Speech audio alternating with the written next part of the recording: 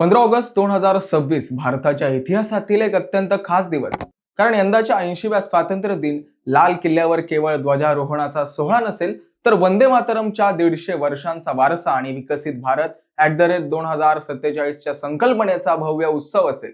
आणि यंदाच्या सोहळ्यात घडणार आहे एक ऐतिहासिक गोष्ट. लाल किल्ल्यावर पहिल्यांदाच वंदे मातरमचे विशेष सादरीकरण होणार आहे. चला जाणून घेऊया. नमस्कार, मी हर्ष. आपण पाहत आहात प्रहार न्यूज लाईव्ह. 15 ऑगस्टला पंतप्रधान नरेंद्र मोदी दिल्लीतील लाल किल्ल्यावरून 80व्या स्वातंत्र्य दिन सोहळ्याचे नेतृत्व करणार आहेत. यंदाच्या सोहळ्याची थीम आहे वंदे मातरमच्या 150 वर्षांचा वारसा आणि विकसित भारत @2047 साठी युवा शक्ती. पंतप्रधानांच्या आगमनानंतर तिन्ही सैन्य दल आणि दिल्ली पोलिसांच्या संयुक्त तुकडीकडून त्यांना मानवंदना दिली जाईल. त्यानंतर पंतप्रधान गार्ड ऑफ ऑनरची पाहणी करतील. यानंतर लाल किल्ल्याच्या तटबंदीवर राष्ट्रध्वज फडकवला जाईल आणि तिरंगा फडकताच 21 तोफांची सलामी दिली जाणार आहे. विशेष म्हणजे या सलामीसाठी स्वदेशी बनावटीच्या 105 मिलीमीटर लाईट फील्ड गन्सचा वापर केला जाणार आहे. ध्वजारोहणानंतर भारतीय हवाई दलाच्या 2 MI-17 हेलिकॉप्टर्समधून लाल किल्ल्यावर पुष्पवर्षाव केला जाईल. एका हेलिकॉप्टरवर तिरंगा तर दुसऱ्यावर वंदे मातरम दर्शवणारा ध्वज असेल.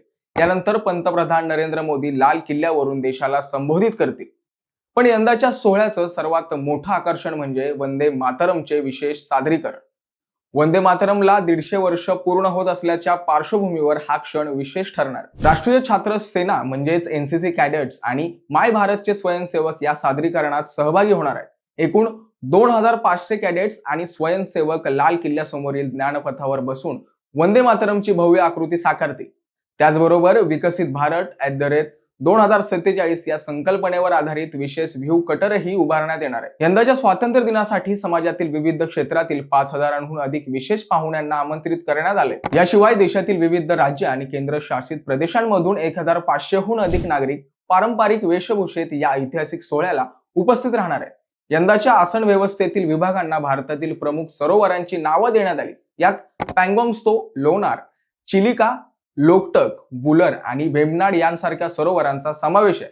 देशभरातील 343 प्रमुख ठिकाणी विविध बँड पथकांचे सादरीकरणही आयोजित करण्यात आले. अंदमान निकोबार आणि लक्षद्वीपमध्येही भारतीय नौदल आणि स्थानिक प्रशासनाच्या सहभागातून ध्वजारोहण होणार आहे.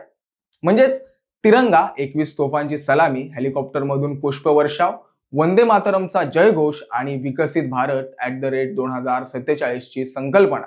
यंदाचा 80वा स्वातंत्र्य दिन हा केवळ भूतकाळाचा गौरव करणारा नाही, तर भारताच्या पुढच्या 21 वर्षांच्या प्रवासाची दिशा दाखवणारा सोहळा ठरणार आहे. 15 ऑगस्टला लाल किल्ल्यावरून देश कोणता संदेश ऐकणार आणि वंदे मातरमचा हा ऐतिहासिक क्षण तुम्ही पाहणार आहात का? कमेंटमध्ये नक्की सांगा. व्हिडिओ आवडला असल्यास लाईक करा, शेअर करा आणि प्रहार न्यूज लाईव्ह चॅनलला सबस्क्राईब करायला विसरू नका. धन्यवाद.